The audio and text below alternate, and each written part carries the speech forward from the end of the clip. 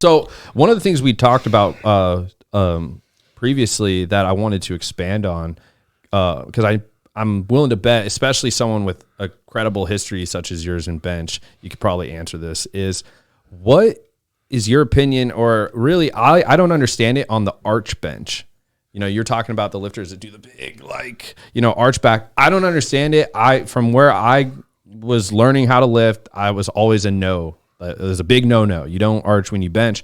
But I see it so common in powerlifting, especially among women. So I was hoping, what is the benefit of that, or what is, why is that allowed, or is that even a true lift in your opinion? I mean, it's a true lift. This goes back to what I said about you really got to you can't fault the lifter for adhering to the guidelines and rules and what's allowed in their federation.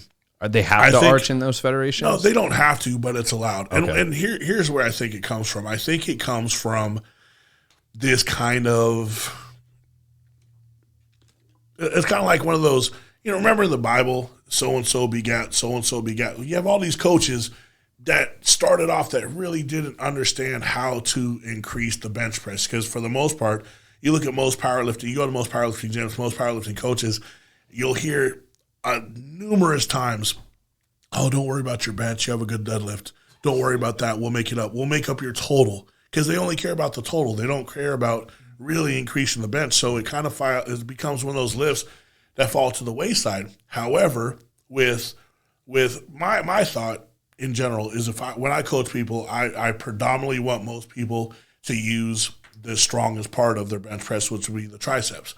You look historically, most great bench pressers are tricep dominant. And what happens when you have the arch, it does shorten the distance. It kind of levels the playing field if you have someone who's not tricep dominant. Most people don't become tricep dominant because of a lack of training to make them tricep dominant. So what I'm getting at is most coaches don't know how to coach it. So therefore they look for hacks to put a Band-Aid on something that could get better, but they don't have time and they don't want to focus on it because they don't understand it. So much of what coaches don't coach just comes from lack of comprehension. And if you don't comprehend it, you end up fearing it, so it doesn't become a part of what you indoctrinate when you teach people, And I've seen this because I'll talk to other coaches, and when we get to talking the bench press, they're like, oh, I never thought about this. I never thought about that. So to me, it makes sense why they coach a method that doesn't force them to make lifters be more accountable to being tricep dominant. No, I totally agree. I do think a lot of coaches now just kind of just go for the records, I call it the high school coaching. Yeah. Lack of proper form, more of just trying to get the big numbers.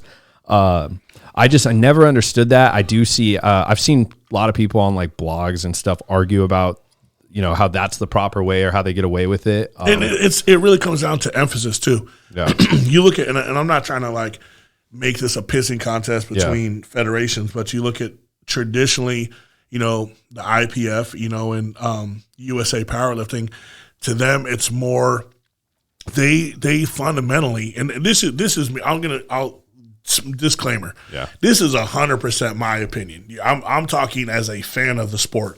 I think that federation puts too much credibility. There's one of those sayings those who can't coach. It's almost like that. Those who can't lift super fucking hardcore heavy, they're always the ones that are going to make the Wilks argument.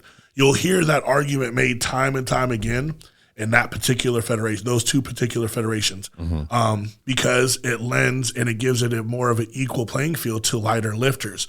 So therefore, those federations put so much emphasis on Wilks, it almost gives you a competitive advantage to defy being a traditional, on the bench, back, muscle, just be tricep dominant to if you could be a 95-pound, woman and put up a 200-pound bench because you're only moving it 2 inches, that makes your fucking Wilks score ridiculously high, and it puts you in the running for a world title. So the fact that they put so much emphasis on Wilks and those world titles, I think it lends way for that to continuously become the norm versus you look at like the WRP, you look at USPA, they have the Kern, they have Boss of Bosses, they have these huge fucking big time cash money meets. So to them, it's about being the best at that meet. It's not about this world ranking or this. You don't see talk of Team USA and IPF or USPA.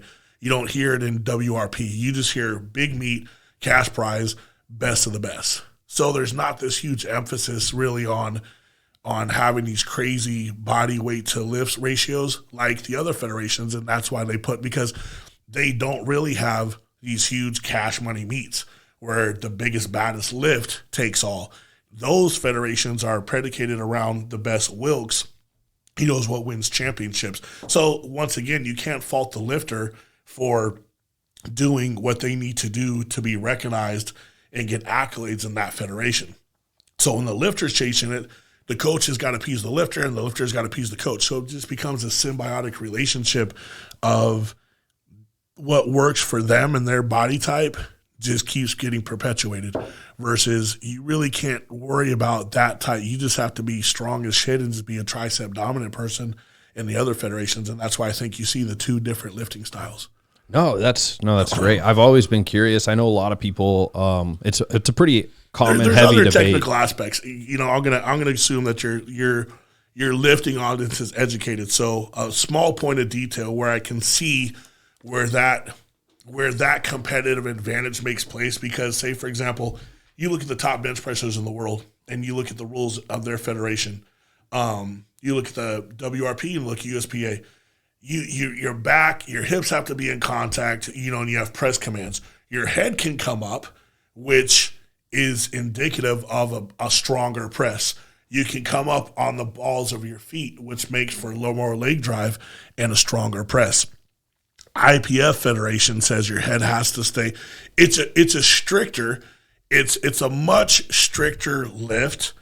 Therefore, I see why they seek that shortened distance competitive advantage, because they can't really get leg drive. They can't lift their head. If you lift heavy weight, your head is going to come up.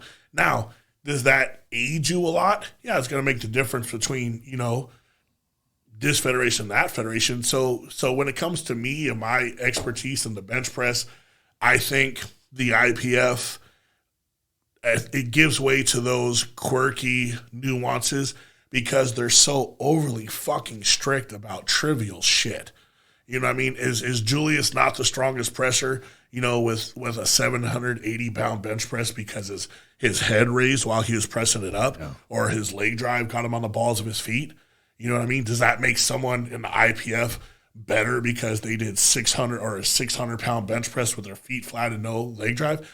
It might pound for pound, to each their own. But I think at the end of the day, people gravitate towards the WRP and the USAP meets because they want to see the biggest, baddest lift total. Because to the average person, if you have to explain, like to me, I'm even guilty of it, because if you have to spend 5 minutes explaining what the fuck strict curl is, the average person's going to be like, I'll pass. Let me go watch NFL. And I get that. Mm-hmm. So when I have to spend 5 minutes explaining what the arch is, why they do it, it doesn't make sense. Versus you go to this other federation, they just see people lay down, bench press, and put up a shit ton of weight. That makes sense. It's more spectator, viewer friendly.